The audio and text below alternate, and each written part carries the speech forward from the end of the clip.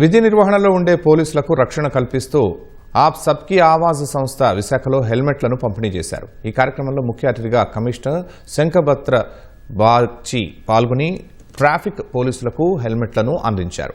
అనంతరం కాళీమాత ఆలయం నుంచి బీచ్ రోడ్డు వరకు 1000 మంది పోలీసులతో బైక్ ర్యాలీ నిర్వహించి రోడ్డు ప్రమాదాలపై అవగాహన కల్పించారు.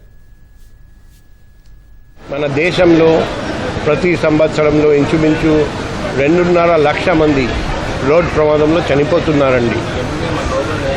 ఈ రోడ్ ప్రమాదం చూస్తే 45% టూ వీలర్ మీద ప్రయాణం చేస్తూ ఉండగా రోడ్ ప్రమాదంకి గురి అవుతున్నారండి.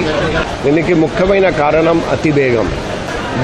BIS standard ISI mark helmet సరిగ్గా ధరిస్తే దాదాపు 44% బ్రెయిన్ ఇంజురీ ఛాన్స్ తగ్గిపోతుంది.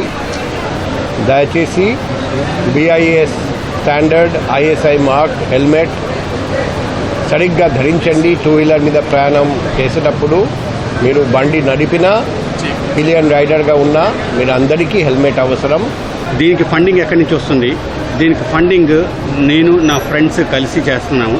ఇందులో 2 పేర్లు మాత్రం కంపల్సరీగా చెప్పాలనుకుంటున్నాను, ఎందుకంటే వాళ్ళు పెద్ద మనసు చేసుకుని విరాళం ఇచ్చారు ఈసారి.